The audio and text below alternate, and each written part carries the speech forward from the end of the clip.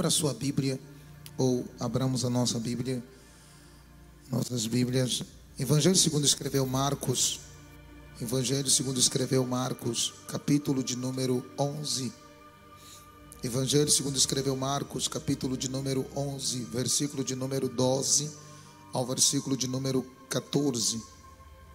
Evangelho segundo escreveu Marcos, capítulo 11, versículo 12 ao versículo de número 14. Sempre é um prazer enorme estar com vocês. A convite do pastor Marcelo, pastora Simone, passamos a amar a EFP e tem sido uma bênção acompanhar vocês pelas redes sociais e todo o trabalho que esse ministério desenvolve na vida das pessoas. Deus possa estar continuamente honrando vocês. Amamos e estão na nossa oração. Amém? Vamos lá. Evangelho segundo escreveu Marcos, capítulo 11, versículo de número 12 ao versículo de número 14. Quem já achou, diga amém. Diz assim: e no dia seguinte, quando saíram de Betânia, ele teve fome. Fala comigo, fome. Fome. E avistando de longe uma figueira que tinha folhas. Fala comigo, folhas. Folhas.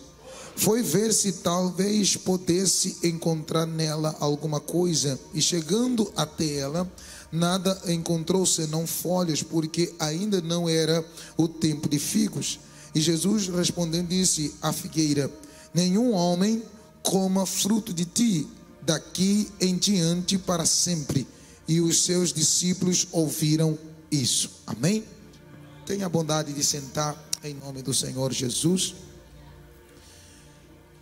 Meus irmãos, sempre é uma honra estar não apenas no meio do povo de Deus, mas estar no meio de uma igreja ensinável, ou seja, uma igreja que continuamente é moldável diante da palavra, diante da verdade, diante daquilo que Deus tem proporcionado à vida do pastor Marcelo, pastora Simone, e a maneira como eles têm procurado ser excelente naquilo que fazem dentro da obra do Senhor. E é um prazer muito grande estar no vosso meio, pregar para uma igreja que tem ouvidos para ouvir, tem um coração para receber e tem uma fé de fato genuína. Então eu quero que você entenda nessa noite, baseado no que eu acabei de ler, dentro desse texto, do contexto pelo qual Deus nos levará, eu quero que você grave muito bem isso. Deus nunca, em nenhum momento, será mentiroso. Nunca, nunca. Deus nunca será mentiroso. Seja o homem mentiroso e Deus sempre verdadeiro no que fala, no que faz e no que pensa. E eu quero que você, no dia de hoje, comece um novo circuito em sua vida, comece uma nova etapa na sua vida.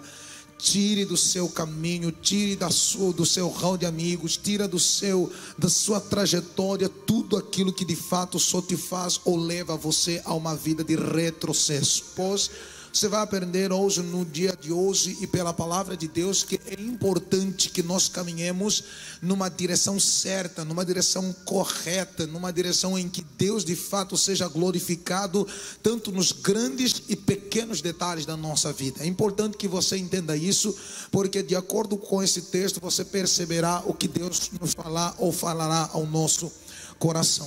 Pois bem, entendendo o Evangelho de Marcos, você sabe que João Marcos, esse servo de Deus, evangelista, ele outrora foi um pouco rejeitado por Paulo e tanto quanto por Pedro, porque ele teve algumas dificuldades. Porém, você sabe que Paulo é o tipo de pessoa, o tipo de apóstolo que não gosta de alguém lerdo, ou seja, alguém que não tenha a mesma pegada ou a mesma velocidade. E Paulo era um cara muito, mas muito sanguíneo, e que ele não suportava andar com alguém que era um pouco para trás. Você entende? Ele não suportava andar com alguém que era um pouco assim devagar, camarão que dorme, né? Você percebe que toda vez que você anda com alguém que tem uma velocidade, você tem que se adequar à velocidade da pessoa, porque você pode ficar para trás. E Paulo era um tipo de pessoa que ele tinha uma velocidade espiritual muito grande, tanto quanto ministerial. E João Marcos não estava a se habilitar a conviver e andar com Paulo, porque sabia que Paulo tinha uma velocidade muito grande. Mas porém você percebe que esse mesmo João Marcos, por um momento foi descartado, por um momento foi colocado de parte, só que lá na frente ele foi uma ferramenta para que ele pudesse incluir o evangelho pelo qual ele vai detalhar para nós. Você percebe que o evangelho de Marcos, ou São Marcos, vai trazer para nós uma narrativa sobre Jesus em três grandes dimensões. Só que para atualizar a sua mente, esse livro ou esse evangelho, ele está baseado debaixo de 16 versículos práticos. Porém, é conhecido João Marcos como que um filme de Jesus, porque dentro desse livro ou dentro desse evangelho, Jesus vai realizar 18 milagres. Porém, dos 18 milagres que ele vai realizar, está catalogado em 678 versículos, e dentro desses versículos está catalogado 4 parábolas, que era uma linguagem codificada que Jesus muito usava para conversar com as pessoas, tanto quanto com seus discípulos. Porém, percebe-se que quando agora ele vai falar de Jesus em 3 etapas, a primeira etapa que ele vai revelar Jesus é a etapa do servo conquistador. Por que o servo conquistador? Pois percebe-se que Jesus, ao vir para a terra, Deus dá a oportunidade dele nascer no ventre de Maria, de tal maneira que ele pudesse salvar o quê? O seu povo dos seus pecados. Diz a Bíblia em Mateus que quando ele nasce, ele se tornou a resolução do problema. Que problema? A perdição do ser humano. Ou seja, Jesus teve que nascer, teve que crescer, teve que viver e teve que conviver com os seres humanos a ponto de morrer, e quando ele ressurge, a Bíblia vai dizer claramente que ele salva o homem dos seus pecados, e dá-nos a entender que a primeira fase que Marcos vai falar fala desse servo, o servo que veio para conquistar aquilo que outrora estava fora do que? Estava fora do limite de Deus, estava fora da visão de Deus, mas Deus não deixou para trás e teve por bondade trazer de volta. Ou seja, em Adão o homem se perde. Quando Adão peca, todo ser humano acaba se perdendo, e se perdendo nós, percebe-se que há uma necessidade de resgate. Então, para se resgatar o que se havia perdido, há uma necessidade do segundo Adão vir. Quando o segundo Adão vem, que é Cristo, ele vem no objetivo de conquistar. Você percebe que ele não chega rompendo nada, ele não chega quebrando nada, ele chega obedecendo, cumprindo uma regra, uma liturgia dentro dos princípios judaicos e dentro dos princípios religiosos, porque você percebe que outrora a mente do homem cauterizada pelo pecado, havia muita impossibilidade da palavra entrar, ainda mais que Deus já terá levantado outrora profetas para pregar, Deus terá levantado sacerdotes para levar o povo ao conhecimento pleno da sua palavra. Percebe-se que ainda assim a necessidade foi maior e Cristo veio, e você percebe que quando Cristo vem, ele traz a sua palavra, e a sua palavra é sempre de amor e arrependimento, levando o homem a ser compreensível, ou seja, a bondade que Deus estava se referindo. Normalmente, quando se fala de graça, as pessoas pensam que a graça é o elemento isolado de Deus. Não é.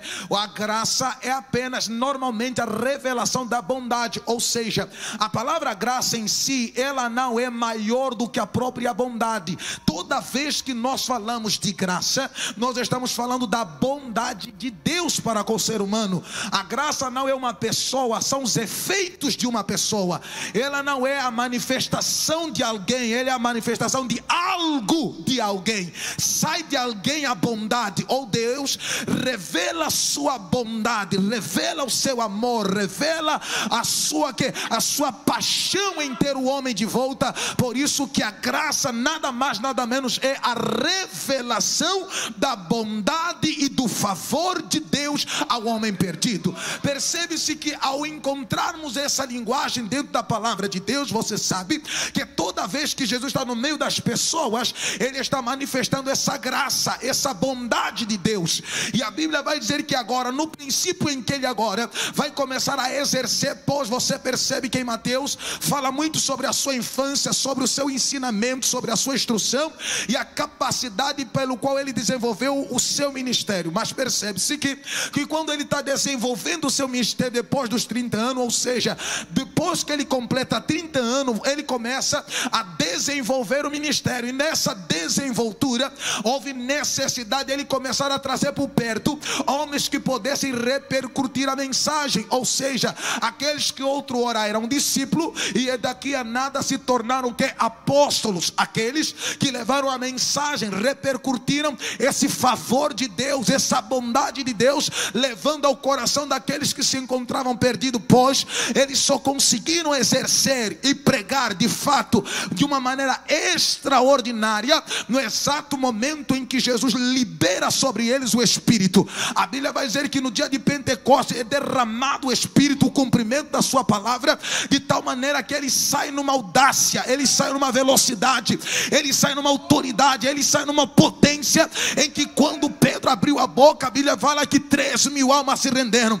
E essas 3.000 almas é a reflexão de que Deus naquele dia fez com que a sua palavra encontrasse todo tipo de povo, todo tipo de pessoa, pois a Bíblia disse que dentro da região em que o cenáculo estava, havia variedade de pessoas, pessoas da Galácia, da Ásia, pessoas de todas as partes do mundo. Deus revelando que a sua palavra já estava estabelecida sobre todo o mundo, na representação daquele povo que estava lá. Não havia apenas judeu, não havia judeu, saduceu, havia zelote, havia um grupo de pessoas que representavam variedade de localidade ou partes do mundo. Então a palavra já foi revelada, ou seja, de uma maneira explícita ou implícita, a palavra já foi entregue ao mundo, desde o exato momento em que os discípulos que se tornam apóstolos, na autoridade do Espírito Santo, começam a levar a palavra ao coração dos necessitados, dos perdidos, dos aflitos. E eles não apenas estão pregando,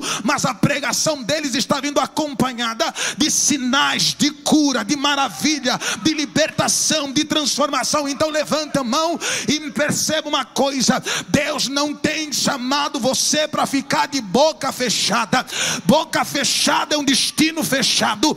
Boca fechada é uma família trancada no mar da opressão do inimigo. Mas se tiver coragem, tiver a audácia do Espírito, tiver a audácia do Espírito e tiver a capacidade de abrir a tua boca, não é pela tua estatura, é pela autoridade que repousa sobre a sua vida, sobre a sua casa. Então não feche a sua boca, aprenda a abrir ela no momento de dificuldade ou também no momento da bondade. Abra a sua boca, porque a tua boca aberta é um destino que se abre. A sua boca aberta é uma porta que se abre. Declarações proféticas, elas favorecem aqueles pelo qual abriram a boca para dizer. Não foi preciso, ouça isso, não foi preciso muitos argumentos, apenas Pedro abriu a boca e o Espírito começou a trabalhar de tal maneira que as almas cresciam. Se você ler o livro de Atos, você percebe que no primeiro dia 3.000, no segundo dia 5.000, e aí vai subindo 8, e aí a palavra vai se repercutindo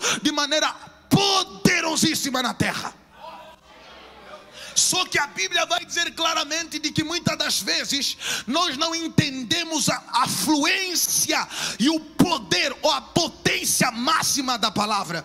Nós não entendemos isso, a potência máxima da palavra. E eu vou te explicar onde é que está a potência máxima da palavra. Às vezes não precisa ser tocado, às vezes você não precisa ser abraçado. Se você entender a potência máxima da palavra, você vai parar de esperar um abraço, você vai parar de esperar um aperto de mão. Só uma declaração será capaz de mudar toda e qualquer situação dentro da tua vida. Por quê?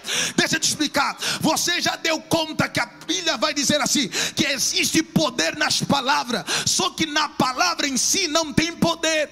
Onde é que está o poder da palavra? Fala comigo. O poder da palavra está no sentimento que se impõe à palavra. Nunca ouça isso. Uma coisa é dizer paz do Senhor, mas outra coisa é ter um sentimento de paz para liberar sobre a pessoa. É por isso que tem tanta gente dizendo Deus te abençoa e a bênção não entra naquela casa. Por quê? Porque de boca para fora não vale. Tem que sair de dentro, tem que sair do sentimento, tem que carregar o sentimento. É por isso que um homem cheio do Espírito, quando abre a boca, não vem dos lábios, mas vem do interior dele. Deus que te abençoe, Deus que te guarde. Quando o homem de Deus está nesse altar liberando palavras, não está vindo da boca dele, está vindo do Espírito dele. E o Espírito está aqui dentro revelando, dizendo que o teu destino será mudado em função do poder máximo da palavra.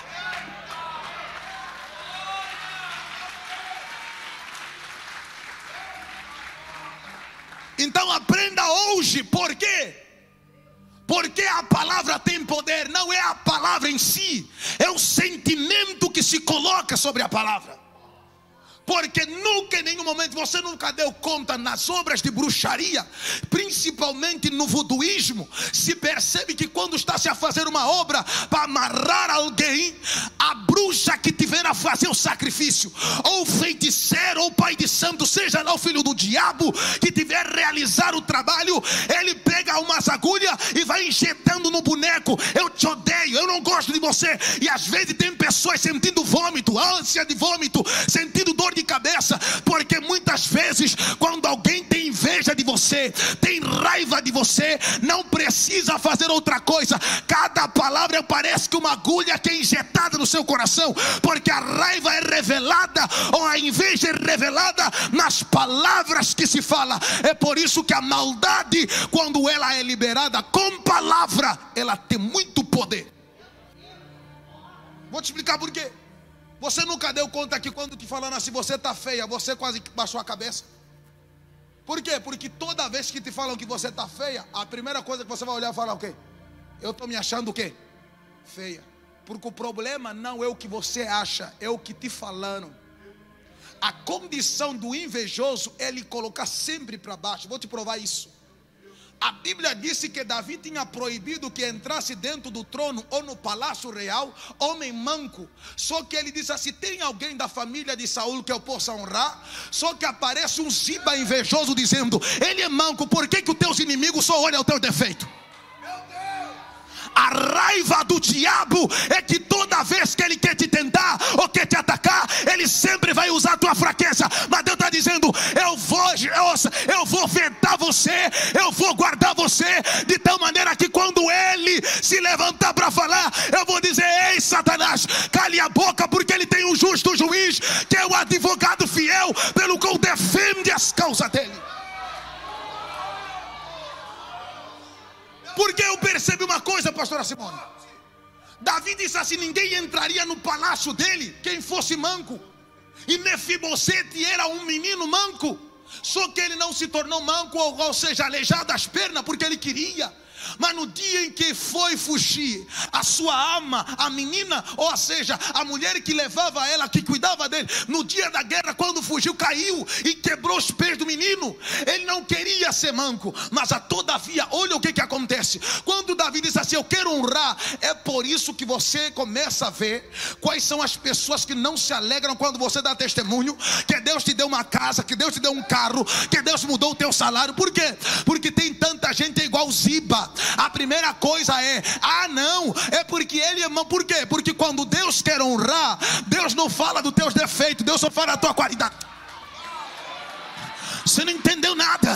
Deus nunca vai te honrar falando os teus defeitos. Deus vai te honrar falando a tua qualidade. Mas o diabo quer te destruir falando os teus defeitos. É por isso que tem gente que não suporta quando vê você romper na vida, crescer na vida, prosperar na vida, e aí pergunta o que é que ela tem. Ela só tem o favor de Deus, que você não tem, invejosa.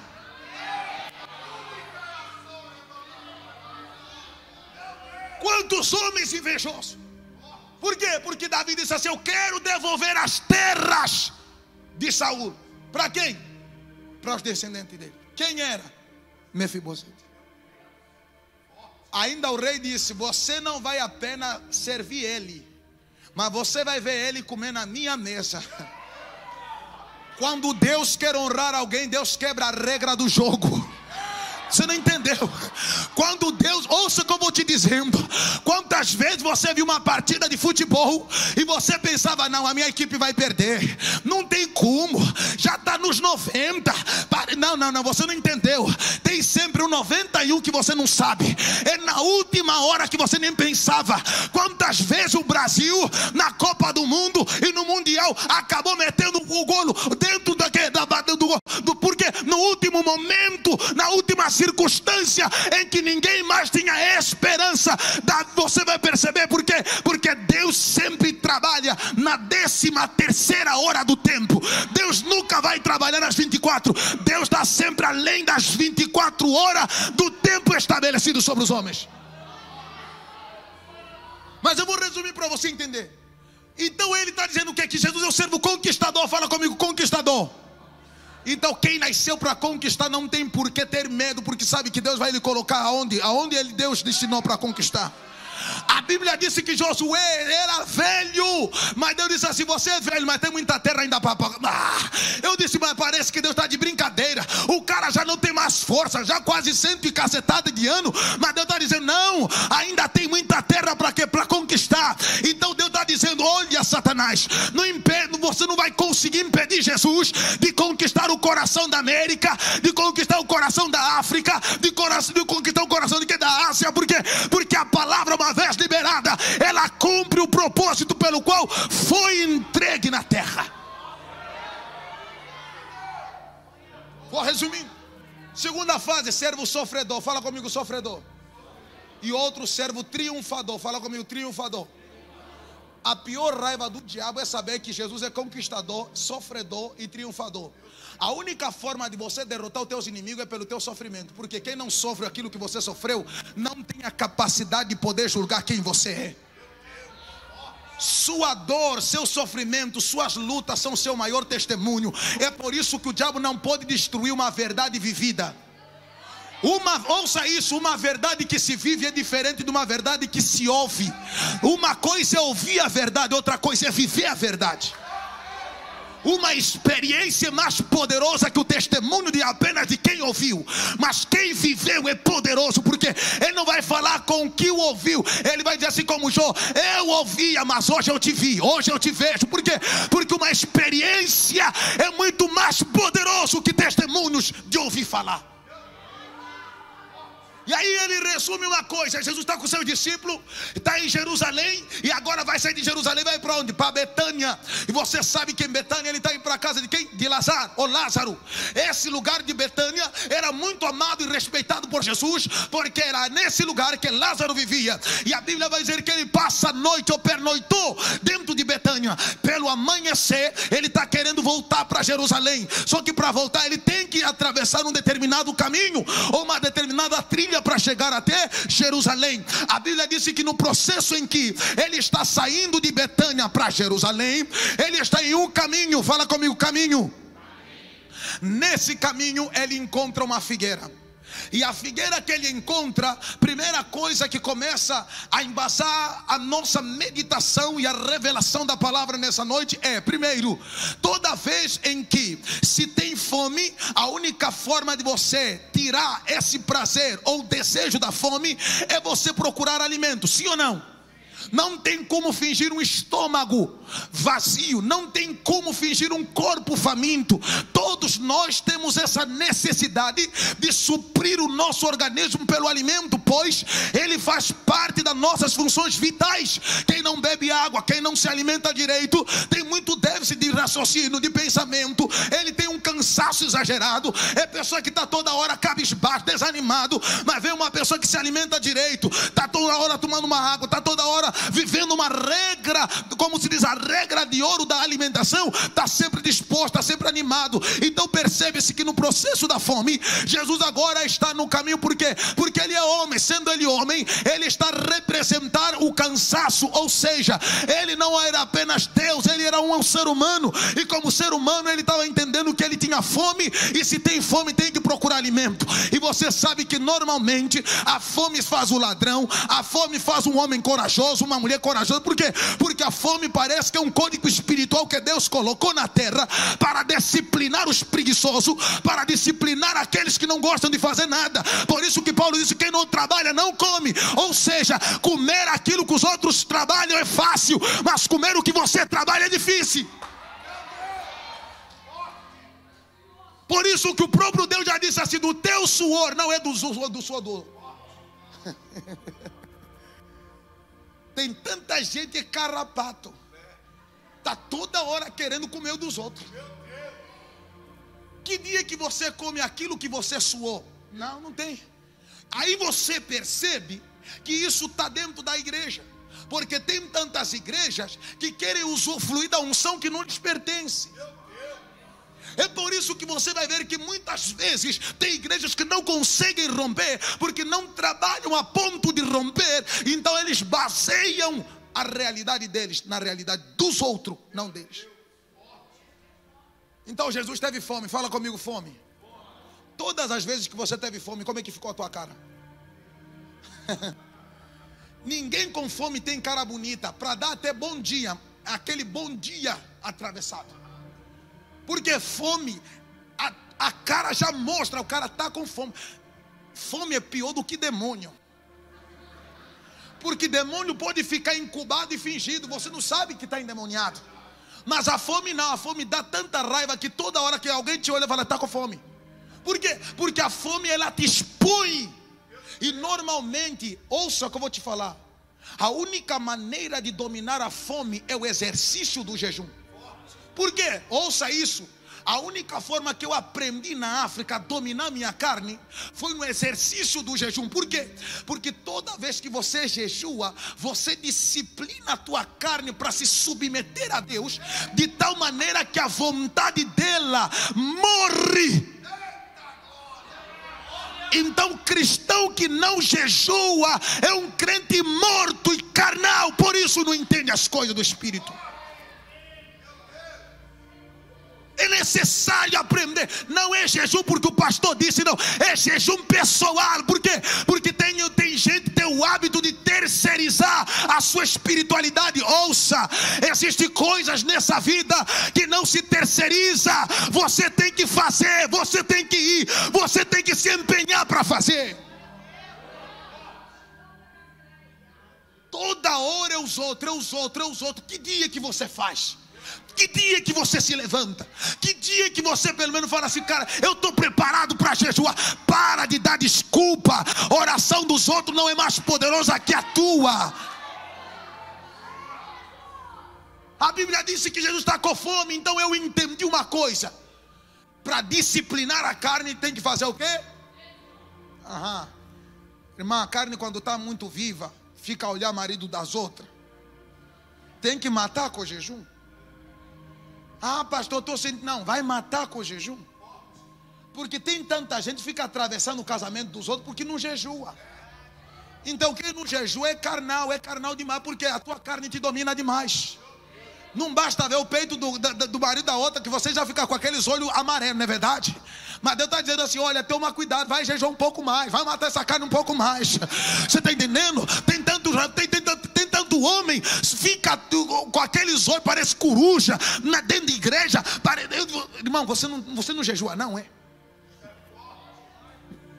Problema de lascívia dentro da igreja, sedução dentro da igreja, e problema com o corpo, roupa que as mulheres vestem, é problema da falta de jejum. O homem que jejua dominou a sua própria carne a ponto dela não lhe dominar. Eu olho a mulher do outro como se fosse minha prima, minha sobrinha, mas nunca vou tê-la.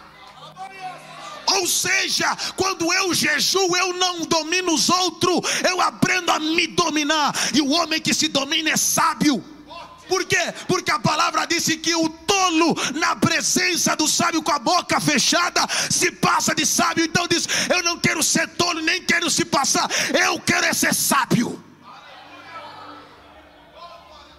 Aí eu quero contextualizar isso aqui. Onde é que começa essa mensagem? Começa no exato momento em que Jesus tem fome. Qual é a fome de Deus? Deus tem uma fome. E fala comigo assim, Deus tem uma fome. Como é que você sacia a fome de Deus? Culto não é para pedir, culto é para dar. Pare de achar que culto é lugar de você pedir. Não é lugar de você pedir.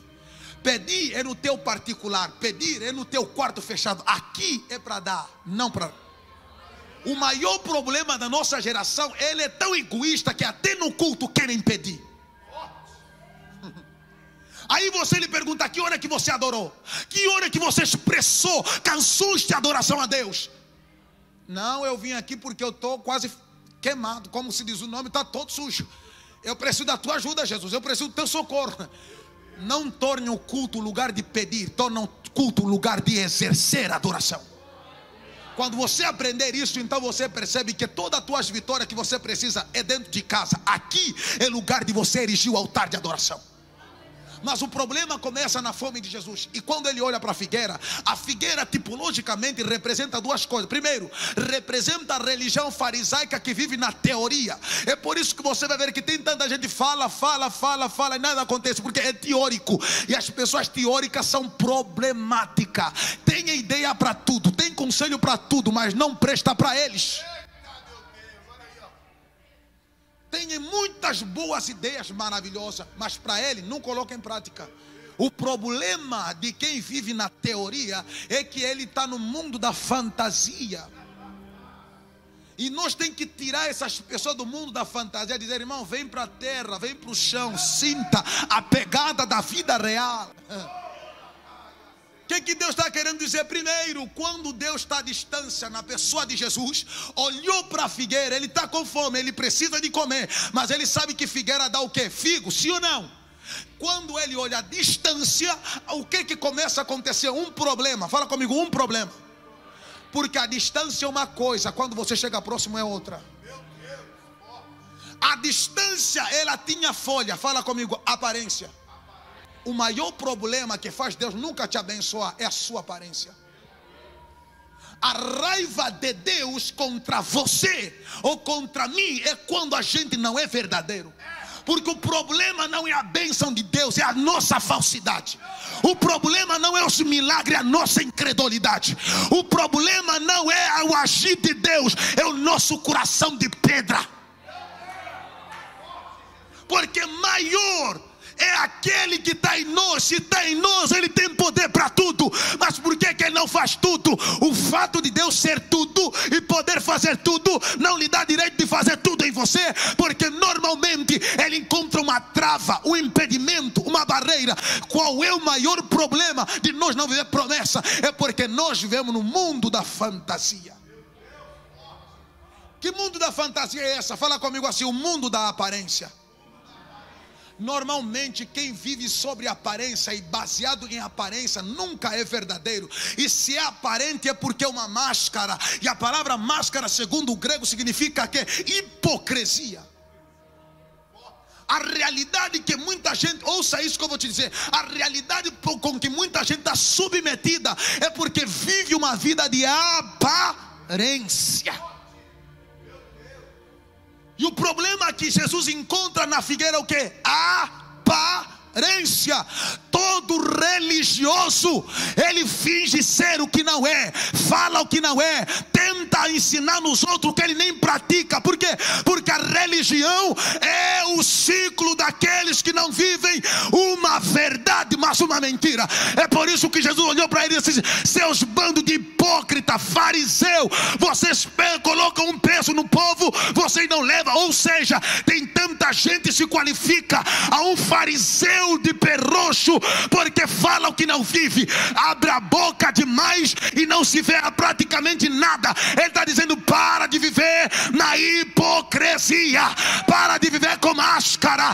Hoje Deus quer tirar essa máscara e queimar ela no fogo. Se você não ama a pessoa, você não precisa fingir. Se você não vai com a cara dela, você não precisa fingir. Aprenda a ser verdadeiro. A verdade é como o sol, não precisa de estrela para brilhar, não precisa de lua para brilhar, não precisa dos... Ouça isso, o sol é um tipo de astro que tem a qualidade de andar sozinho e ser perfeito. Nunca ninguém chegou no sol. Por quê? Porque o sol, ele se apresenta intacto através do seu brilho. Abraça o sol se tu não queima. O sol é a representatividade de uma vida verdadeira. O sol não finge que brilha, ele brilha. O problema de algumas irmãs é que bota tanto pó na cara, mas o coração é do diabo. A revelação que Deus quer te ensinar hoje é: pinturas têm borrões, mas a originalidade vem do dentro do coração, que ninguém vai borrar. Por quê? Porque normalmente maquiagem é a linguagem do diabo. Vou te explicar por quê. Porque normalmente quem tem o hábito de maquiar não tem o hábito de abrir o coração para ser curado. É por isso que o fingimento domina o coração de muita gente. Você nunca deu conta que maquiar é o quê? É tapar um buraco que... uma carência, uma necessidade. Só que uma vez que você se encontra com Jesus, Ele vai te fazer passar vergonha. Não ache que Deus vai te fazer passar vergonha. Vai. A Bíblia diz que Adão pecou. Quando pecou, descobriu que estava o quê? Nu. O que ele fez? Pegou folha. Quem se tapa com folha se esquece que quando o sol nasce, folha seca. O problema da nossa geração é que está coberta de quê? O sol da verdade, quando nasce, começa a queimar. Você não vai com a cara da pastora, você não vai com a cara do pastor, você não suporta aquele irmão. Ouça uma coisa, gente, nem que a gente fique aqui 2 ou 3, mas que pelo menos a gente é verdadeiro, mais vale.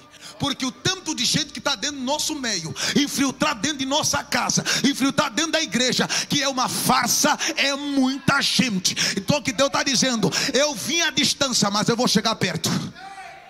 Eu vi distante, eu vou chegar perto. Por quê? Uma coisa é te ver tocando, uma coisa é te ver pregando, uma coisa é entrar dentro da tua casa e conviver com você. Todo mundo, quando entra na tua casa e começa a conviver com você, eu não estou dizendo que você não tem defeito, eu não estou dizendo que você não tem falha, mas mais vale uma prostituta assumida do que uma prostituta disfarçada.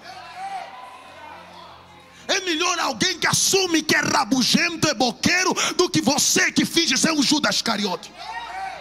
A raiva de Deus é com as pessoas que fingem uma realidade. É por isso que você vai ver que uma centena de pregadores caíram dentro do Brasil, porque fingiam ser o que eles não eram, pregavam o que eles não viviam. Mas todavia só a luz da verdade mantém um pregador, um homem de Deus, um servo de Deus de pé. Nós precisamos provocar o sol da verdade dentro da igreja. Nós precisamos, ouça isso, porque que o ouro é refinado no fogo? Porque a única forma de testar a autenticidade do fogo é no meio da verdade. É por isso que você tem que entender que dentro daquele trabalho tem um bando de mentiroso, mas você tem que ser verdade. Você tem que entender que no meio da tua família tem tanta gente mentirosa, mas você tem que se manter em verdade. Não é fugir do joio, é fazer o joio bocar fora da gente. Por quê? Porque uma coisa é quando nos incentivam a fugir do joio, é mentira. É o joio que tem que se sentir constrangido no nosso meio. Você tem que tomar vergonha na cara, saber que no ciclo de mulher tem tanta mulher verdadeira, só você que é mentirosa. Você tem que saber que no circuito dos homens, só você que é mentiroso. Você que tem que se sentir constrangido e aprender a ter os. Figueira à distância é uma coisa, figueira próximo é outra. A decepção é a expectativa não cumprida do que você viu distante. O problema é você ver distante. Quando chega perto, você fala assim: ixi, meu Deus. Tem gente que você fala assim: Jesus, passa longe, passa longe, passa longe. Porque a distância é uma bênção. Chega perto, vai próximo. Não é assim? Antes de você casar com a sua mulher, não sei como é que é a sua, mas eu sei que a minha baiana retada, meu Deus, misericórdia, juntou baiano, africano, misturou também. Tá, ouça o que eu vou te falar. Quando ela te via à distância, ou você via ele à distância, o que você achava desse homem? Lindo, maravilhoso, é o garanhão, esse é o Deus grego. Vou casar com ele, eu vou aliançar já, vou me jogar na carroça e vou deixar os bois levar. Não é assim? Não é assim? Casaste sujo, não gosta de banho, não... Você achou o quê? Você não casou com aquilo que você viu, você casou com aquilo que você tem dentro de casa. O problema maioritário é a distância. O problema da igreja é por isso que você vai ver que nunca tente julgar ninguém à distância. Traz perto.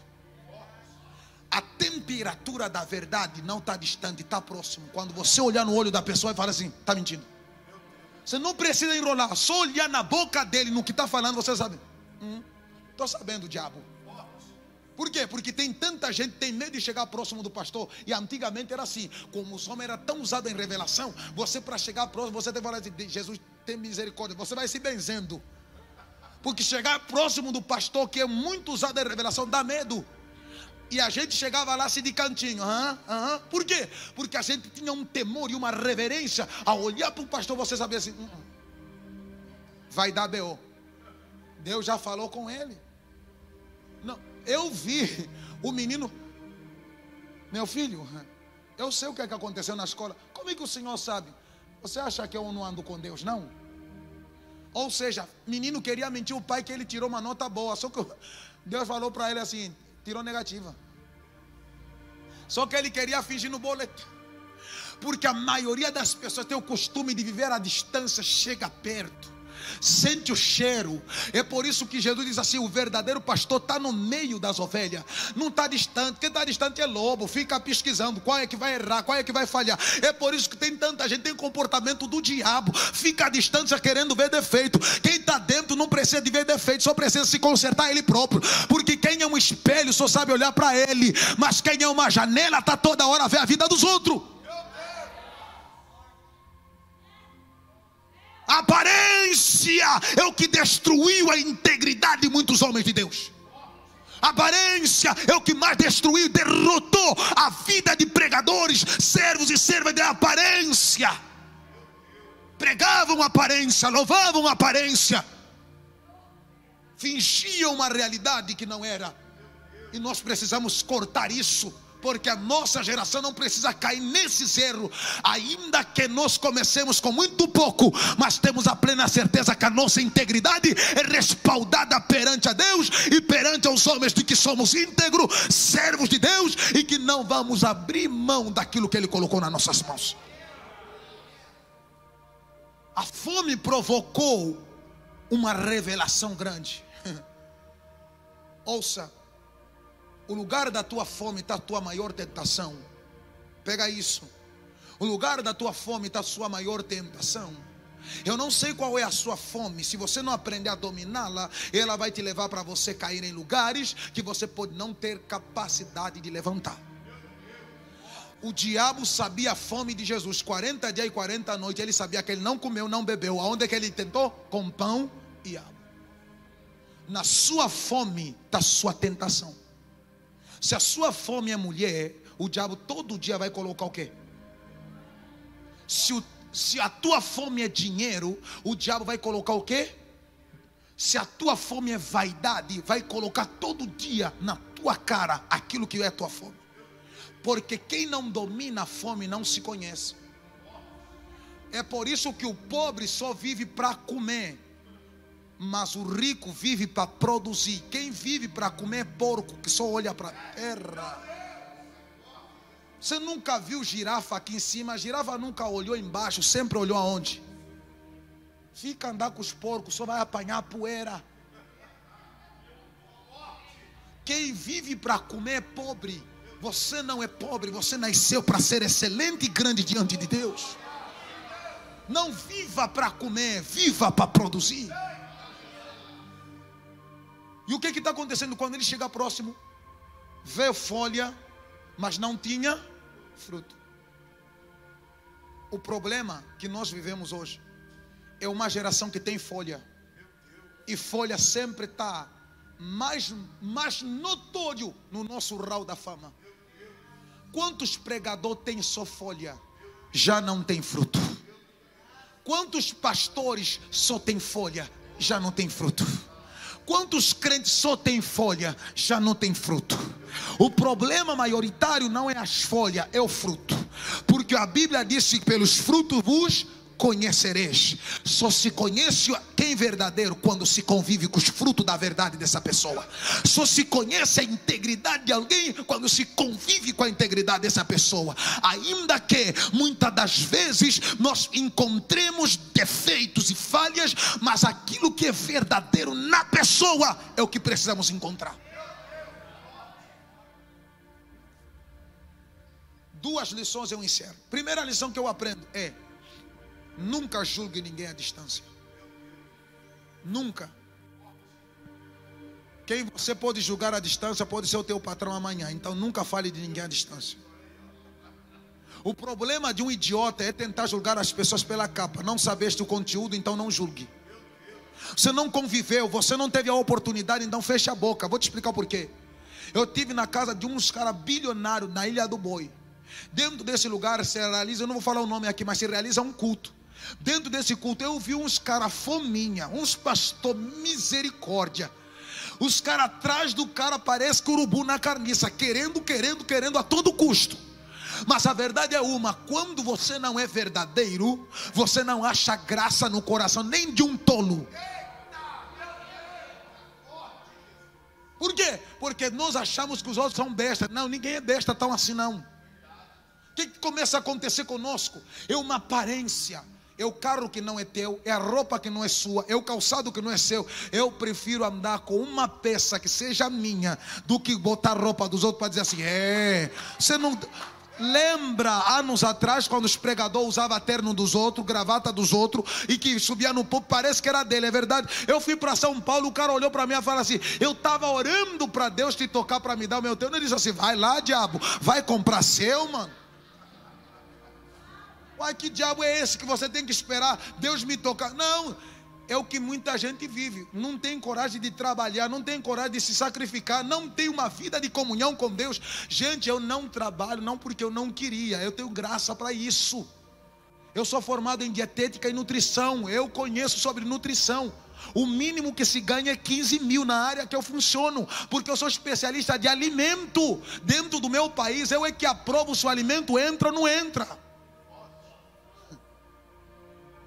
Nos 50 que foram formados no meu país, eu sou um deles. Área de alimentação, eu sou o cara que assina. Não, essa mercadoria veio do Japão, não entra aqui. Isso aqui está vencido. Mas Deus diz assim: não vou querer você aí não. Mas Deus dá uma raiva de Deus.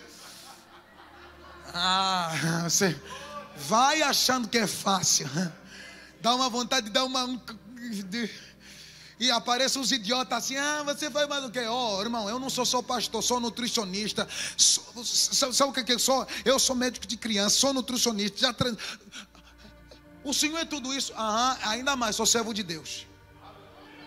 Porque tem tanta gente achando que pastor está de trás de púlpito se escondendo. Ninguém está atrás de púlpito se escondendo. Púlpito não é refúgio de ninguém. Estamos aqui por uma vocação, é uma chamada. O que acontece com essa geração? É uma geração que critica o que não sabe. Agora eu te pergunto: renuncia como eles renunciaram se tivesse coragem? Aceita tanta pancada lá no início. Eu vi a igrejinha lá no início. Vocês aceita a pancada. Vai.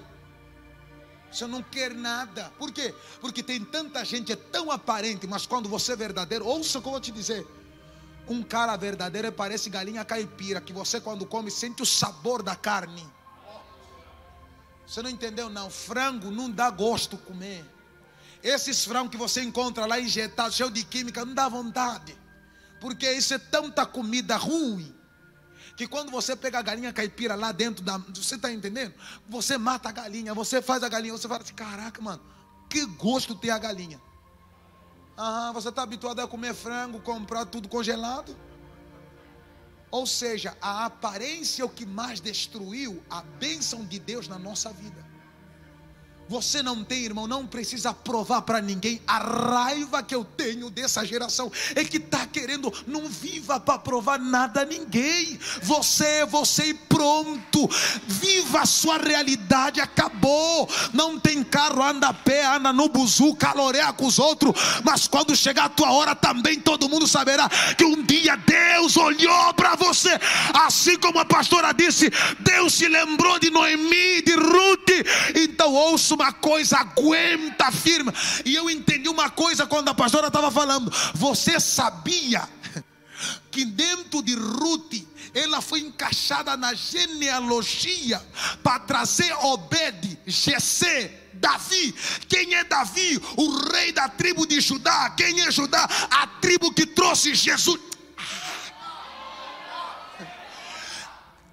Pastor, é muito forte, muito forte. Tem tanta gente aí, é besta demais. Deus, estou sofrendo. Não sofra. É melhor você sofrer agora do que perder amanhã. Então a partir de hoje vamos destruir as máscaras de quê? Da hipocrisia. Vamos tirar a máscara. Irmão, não exija, não esforce. Você vai marcar um passo que vai quebrar você lá na frente. Deus não te obrigou a fazer, não faça. Não viva para provar nada. Eu vou te dizer o que falam aí no mundo. Não compre nada para mostrar para quem nem está nem aí.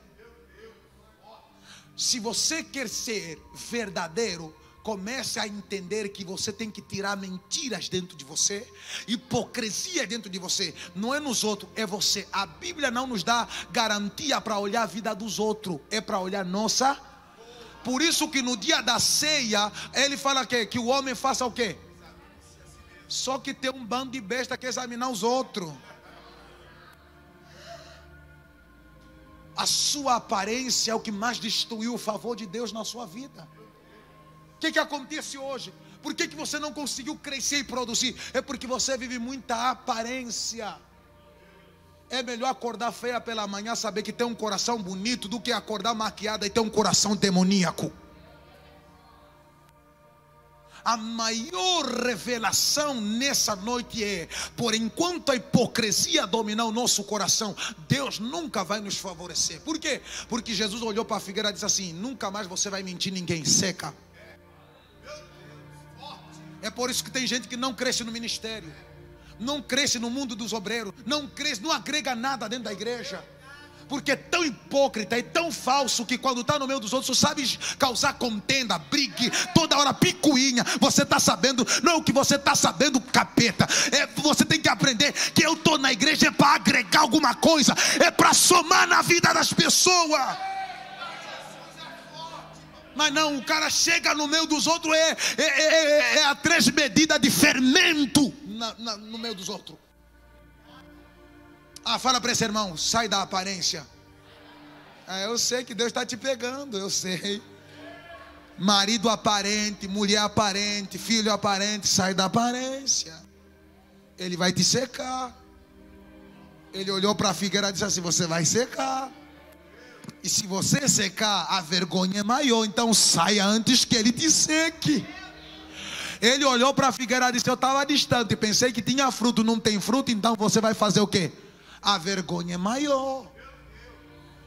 Você não entendeu? É melhor ir confessar hoje do que esperar alguém. Posso falar? Tem tanta gente guardando tanto pecado incubado que nunca abriu a boca para confessar. Diz assim: fala rápido, abra a boca e confessa. Vai conversar, se abre, porque se eu te secar, todo mundo saberá que você pecou. Sabe aquela gravidez que você guardou 1 mês? No segundo mês não dá para guardar mais, então entregue. A pior força que mais destrói o ser humano é guardar aquilo que poderia lhe libertar. O pecado só tem força por causa do teu fingimento. Porque no dia que você parar, ouça o que eu vou te falar, eu encerro. Nunca sustente uma mentira que você encontra em alguém ou em algum lugar. Por quê? Vou te explicar melhor. O que acontece? Você já viu aquelas irmãs que fazem uma comida, uma torta salgada, e aí você pergunta: irmã, como é que está a torta? Está boa? Gostoso. É mentira. É tanta hipocrisia nas pessoas que você pergunta assim: essa torta está boa? Só para ele não ferir, e como fala um jeitinho brasileiro: tá bom, legal. Não, olha na cara da pessoa e tenha coragem de ser um João Batista: irmã, essa torta está ruim. Mas está ruim, irmã. Vai. Porque se você dá coisa ruim nos outros, porque dentro de casa você é pior ainda. Vai fazer direito, vai cozinhar direito. Arroz queima, macarrão queima, feijão queima, tudo queima dentro de casa. Uai, qual é o teu problema então? Vai estudar um pouco, vai fazer culinária, vai aprender a cozinhar direito. Não, para de ser mentirosa e para de mentir também. Por quê? Porque quando você come alguma coisa salgada, o prejudicado é quem come, nem quem fez. Essa é a temática do pecado. O pecado não é bom para o diabo, é bom para nós. Mas a destruição de fato não é para o diabo, é para a gente. Pecar não compensa. Escuta isso: pecado não compensa. Por quê? Porque pecado é um sentimento egoísta. Todas as vezes que você pecar, vai querer pecar. Então ouça, você nunca vai saciar a fome do pecado. O pecado é o pior sentimento mais egoísta no mundo. Nunca se alegra com nada, nunca se satisfaz com nada. Por quê? Porque ele é ingrato. Então, Pecado não compensa. Fala para esse irmão, não compensa. Não compensa, não adianta não adianta fugir, irmão. Não adianta, não compensa. Você nunca vai satisfazer o diabo. O bicho é tão ruim que você nunca vai conseguir satisfazer ele. Você vai ser cavalo a vida toda, se caso é o seu caso, você nunca vai satisfazer ele. O que Deus está dizendo? Aprenda a falar o mais rápido possível, antes que ele te seque. Porque quando ele olhou, ele disse assim: você vai secar, nunca mais vai nascer fruto de você. A Bíblia disse que ainda os discípulos ouviram isso. Noutra versão vai dizer assim: e no dia seguinte, os discípulos passaram lá. Jesus secou. Jesus está dizendo assim: se tiverdes a fé igual de um grão de mostarda, vão dizer para esse monte: muda dali e vem para cá. O que ele está querendo dizer? Há uma autoridade nas palavras. Tem hora que não é imposição de mão, tem hora que não é abraço, pastor Simone, mas uma palavra debaixo da unção do Espírito. Não, você não entendeu. Vamos converter isso, vamos sair do lado mal para o lado bom. Quando você entender que existem coisas que tem que secar dentro da sua vida, você não vai dar temática para elas crescerem. Você vai olhar e vai dizer: seca. Essa miséria seca, essa pobreza seca. Não, você não entendeu. Você vai olhar para a figueira que nunca em nenhum momento era apenas uma aparência. Deus está dizendo: olha para aquilo que é aparente e começa a produzir aquilo que é real. A aparência é uma coisa, o real é outra coisa. Deus está dizendo: a sua realidade é maior que a aparência que o diabo tentou colocar. O diabo disse que você não é, você não pode, você não consegue, você não rompe, você não cresce. Não, eu entendi que em Deus eu posso tudo naquele que me fortalece. Então na minha vida seca, espírito de miséria seca, espírito de pobreza seca, demônio de enfermidade seca. Vocês não têm liberdade de crescer no lugar aonde eu vou passar. É por isso que tem lugares que a gente passa e toma autoridade para dizer para Satanás: vai secar, diabo, vai secar, demônio. Você não vai me atribular, você não vai me atormentar, porque eu tenho autoridade da palavra dele para dizer: seca. Eu vim dizer uma coisa: ei, se por muito tempo dentro de sua casa, de sua família, havia uma árvore em que o diabo sempre usou para se aproveitar, para te tornar infrutífera, para te tornar má, Deus está dizendo: eu te dei poder nessa boca para você olhar para Satanás e dizer: cai fora da minha casa, cai fora do meu trabalho, cai fora da minha vida, cai fora da minha história. Não, você não entendeu. Está na hora da gente provocar esse povo pentecostal e ter autoridade para sair para o... é abrir a boca. O segredo não é imposição de mão, o segredo não é um abraço, o segredo é a sua boca. A sua boca tem o poder de trazer aquela bênção amarrada. A sua boca tem poder de curar aquele que está dentro do hospital, apenas por tua boca, porque a boca é o maior instrumento para a declaração profética das coisas que Deus quer que você fale. Fica de pé, fica de pé, fica de pé. Eu vim te provocar hoje. Eu vim te provocar. Se Jesus disse assim que temos autoridade, é porque temos. Se ele mostrou o lado ruim da figueira, ele está dizendo: você tem a capacidade de mostrar para Satanás que tudo aquilo que ele plantou pode secar. É por isso que você percebe que tem coisas na tua vida que não podem frutificar. Ou seja, essa maldade não pode frutificar, esse ódio não pode frutificar, essa perseguição não pode frutificar. Então ele está dizendo: não viva da aparência. Deus pode te dar aquilo que deu ao outro, Deus pode te abençoar do jeito que abençoou ao outro. Aprenda a se alegrar com a vitória do outro, porque a tua chega. Aprenda a ser feliz quando alguém está vencendo, porque a vitória chega também para você. Ele está dizendo: está na hora de tomar autoridade e mandar secar algumas coisas que nos atrapalham de romper. A inveja que tem nesse coração, o ódio que você carrega de alguém, a raiva ou a insatisfação que você tem de alguém. Deus está dizendo: abra a sua boca hoje, porque você vai se tornar o profeta da tua vida. Em vez de você esperar o profeta para te dar a revelação, ele está dizendo: a revelação está na tua boca. Só você sabe o que precisa secar dentro da tua vida.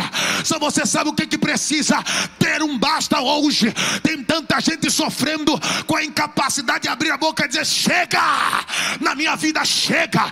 Eu não sei sei quem viveu essa ruína dentro da minha família, eu não sei quem viveu essa praga dentro da minha família, mas na minha vida chega, para hoje, toda falta de respeito, toda falta de consideração, todo desânimo que vem do pai, do tataravô, do bisavô, vai parar, vai secar. Eu tomo autoridade para te dizer hoje, e eu vim provocar esse povo da IFP para vir comigo na guerra. Hoje é noite para Deus destravar, e pelo poder da palavra, você vai chegar dentro daquela cama e dizer: toda infelicidade cai fora, toda infelicidade dentro dessa casa cai fora, toda maldição lançada dentro desse lugar cai fora, porque essa casa é minha, esse lugar é meu. Satanás, foi Deus quem me deu, esse carro é meu, essa esposa é minha, esses filhos são meus. A boca que você tem é a sua maior ferramenta para destruir as coisas que o diabo plantou.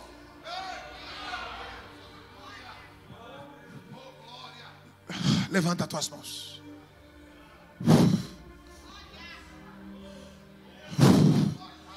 Jesus disse assim: ei, se você tiver fé e coragem, você vai falar na presença de todo mundo.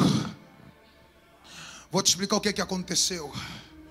Uma vez um homem foi duvidado: você não vai comprar o carro. Ele disse: se você duvidar, vou comprar 2. Se você duvidar, vou comprar 3. Você está doido? Se você duvidar, eu não vou comprar 4. O que ele está dizendo assim? Quanto mais você me duvida, você acelera eu para aquilo que você está falando.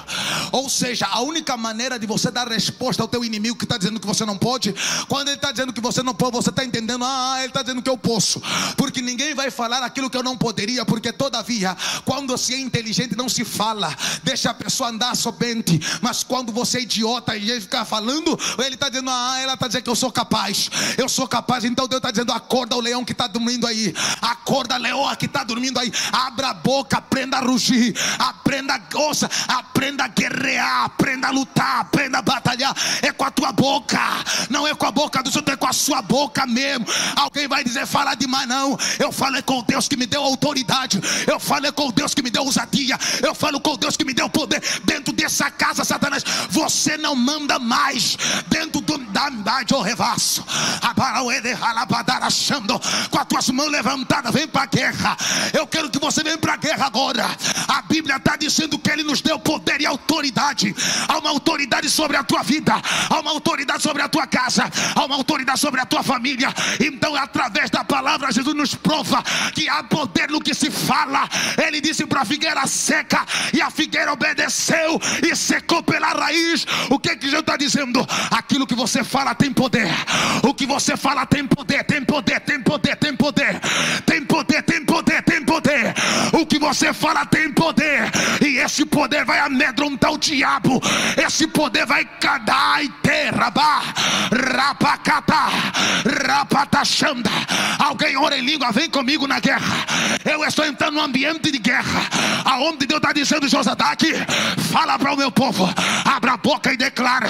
Qual é a tua insatisfação? Qual é o sentimento que você tem no teu coração, em que você está dizendo: Jesus, isso não pode continuar assim, isso não pode ir até o próximo ano, isso acaba agora e acaba hoje. Ei, eu não acedei, saio,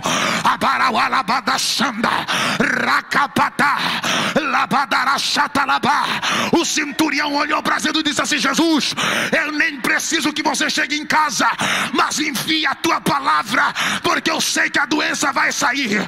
Eu vim debaixo da autoridade de Deus para dizer: alguém sairá daqui impactado, e quando chegar em casa vai abrir a boca e botar o demônio para correr. Abra a tua boca, abra a tua boca.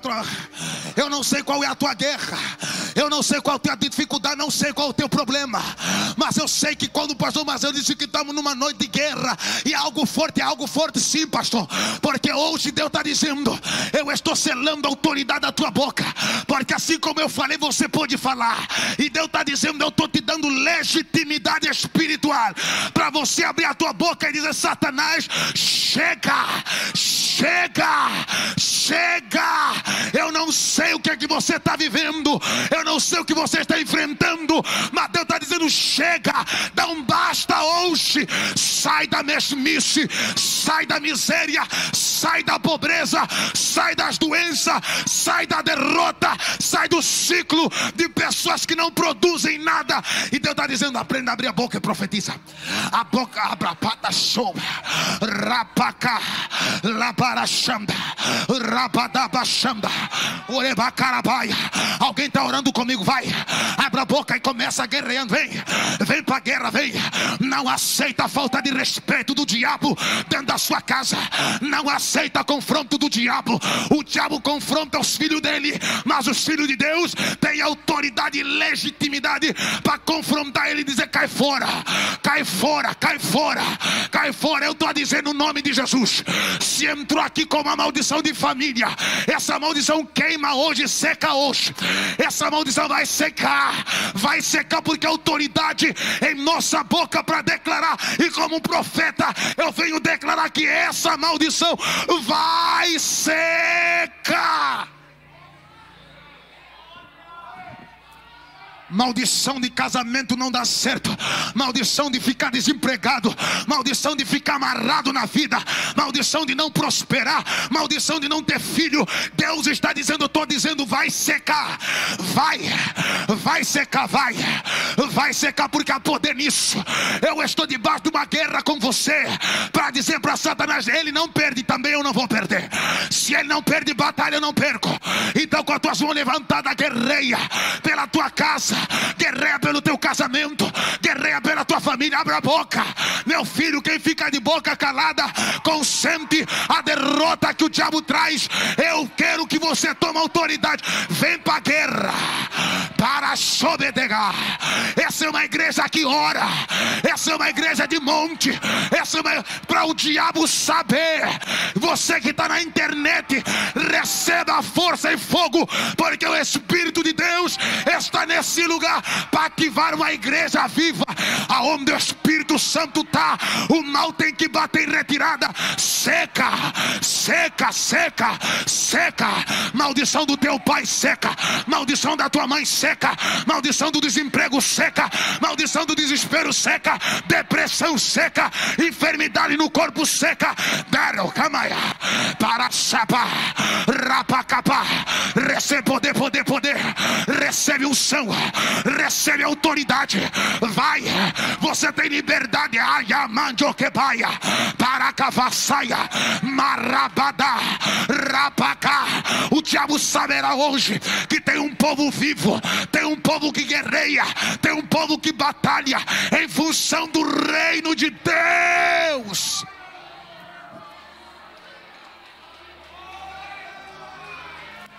Seca, bico de papagaio, seca. Quem está com câncer, seca. Eu não sei, mas Deus está me mandando falar isso. Eu não sei qual é a doença que está no teu corpo. Pelo poder da palavra, seca. Vai secar. Essa esterilidade, seca. Problema de fertilidade, seca. Problema do coração, seca. Hepatite A, hepatite C, hepatite B, seca. Problemas de idade, vai, rabá. Eu estou vendo Deus entrando nesse lugar com bálsamo. Pacudeiro, vassaio, arrabandá, xandaio. Deus está de derebácia, dizendo: Josadaque, desse altar, só libera a palavra, que alguém vai vomitar alguma coisa. Só libera. Então, em nome de Jesus, você que entrou doente, você não sai por aquela porta mesmo. Deus te cura agora. Deus te cura agora. Deus te cura agora. Deus te cura agora. Eu não sei qual é o seu problema de saúde, mas Deus te cura agora. Deus toca o teu corpo agora. Deus toca o teu corpo agora. Em nome do Senhor Jesus Cristo, há uma autoridade nas palavras, e debaixo do Espírito Santo de Deus, eu estou liberando sobre você. Receba fogo em tua boca, receba autoridade em sua boca, receba graça, receba o taiterebaia, rapacapá, labarachanda, urabacalabaia. A seara dos filisteus vai pegar fogo, vai pegar fogo, vai pegar fogo. Essa serra vai pegar fogo. Ah, meu Pai, oh meu Deus, no raio, Pai eterno, oh meu Deus eterno, em que essa igreja opera, Deus, a serra é do Senhor, e nós estamos a declarar pelo poder da palavra. Ah, meu Pai, reino, manifesta os teus anjos nos 4 cantos desse bairro, quebra as influências do maligno e desfaz os laços do diabo e opera grandemente no meio do teu povo, pois é assim a tua palavra, pois a Bíblia declara: quem será contra nós se Deus é por nós? Então, Senhor, entra trabalhando fortemente nesse lugar.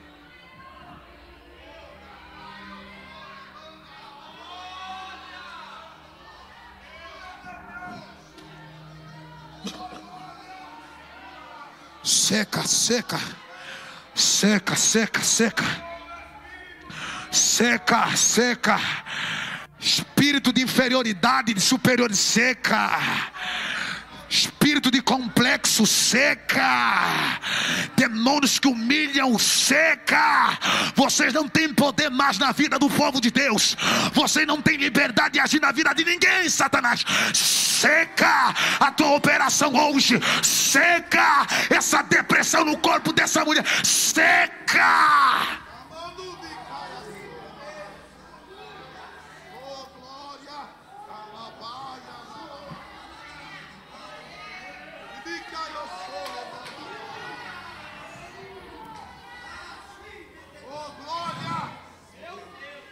Eu encerro.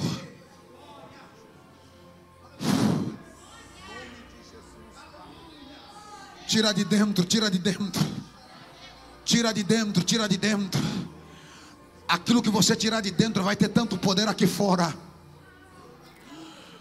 Agora eu quero te convidar a fazer uma declaração profética. Eu encerro. Com a sua própria boca vai declarando coisas positivas e boas. Porque o que sai da tua boca vai se cumprir.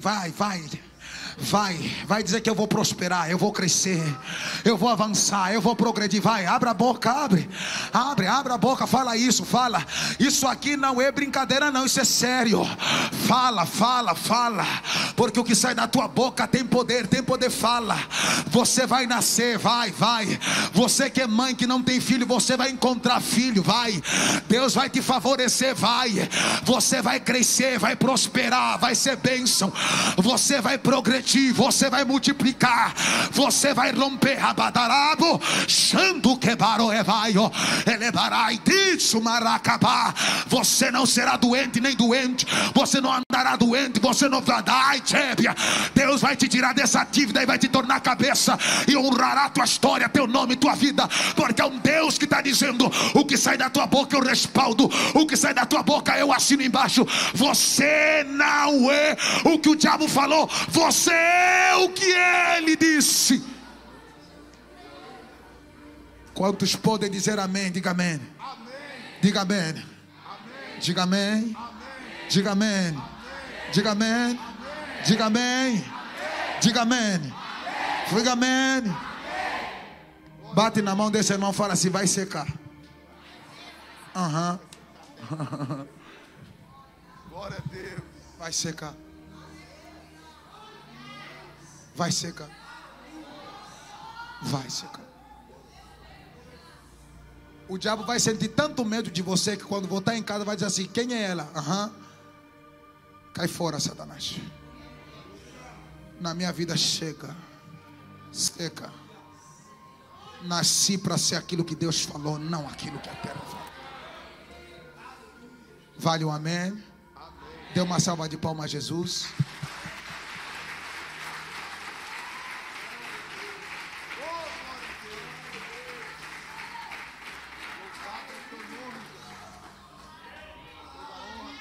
Nunca viva de aparência, seja verdadeiro. Fala comigo, seja verdadeiro.